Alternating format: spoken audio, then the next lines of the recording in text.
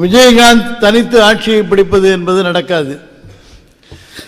அவர் தனித்து இருந்தால் மூன்றாவதாக வரலாம்.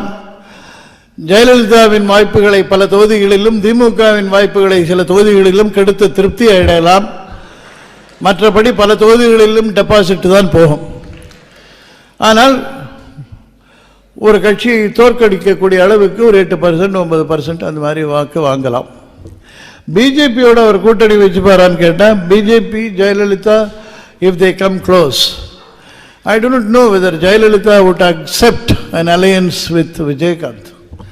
அந்த ப்ராப்ளம் இருக்கும். இவரும் விஜயகாந்தும் தன்னுடைய ஓட்டு பலத்தை மீறிய ஆசைகளை வளர்த்து கொண்டு விட்டார். இந்த கூட்டம் பார்த்து எல்லாரும் ஏமாறுறாங்க சார். 1971 பீச்சில் எனக்கு வந்த க்ரௌட் ரெக்கார்ட் க்ரௌட்ஸ். அதுக்கப்புறம் அதே மாதிரி இன்றைக்கும் வரல, இன்னி வரைக்கும் யாருக்கும் வரல.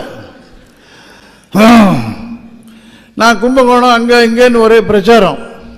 போகிற இடத்துல எல்லாம் வெயிலில் ஜனங்க காத்துன்னு இருந்தான். நான் ஏதோ பெரிய லீடர் மாதிரி. பாண்டிச்சேரிக்கு போகிறேன். நைட் ரொம்ப லேட் ஆகிடுது. படுத்தா போகிறேன்னு போனால் விடிகாலத்தில் 3 மணி. சார் க்ரௌடெல்லாம் மைதானத்தில் காத்துட்டு இருக்காங்க, வாங்க சார். ஏதோ எக்ஸாஜரேட் பண்ணுறாங்கன்னு போய் பார்த்தா ஃபுல் க்ரௌடு. காங்கிரஸ் ஓக்கு 15 சீட் கிடச்சிது. அப்போ தீர்மானம் பண்ணேன், இந்த க்ரௌடை பார்த்து நாம் ஏமாறக்கூடாது.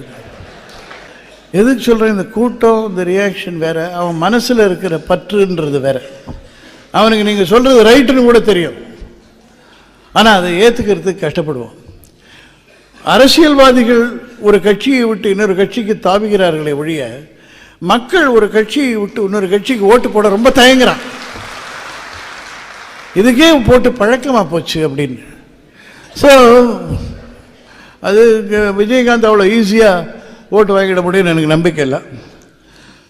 பிஜேபி, விஜயகாந்த், ஜெயலலிதான்னு ஒரு கூட்டணி வந்ததுன்னா 40 சீட்டும் ஷூருன்னு நான் நினைக்கிறேன். பிகாஸ் விஜயகாந்துக்கு தன்னுடைய சக்தியை மீறிய ஆசை வளர்த்து, அரசியல் ஆசையை வளர்த்து கொண்டிருக்கிறார்.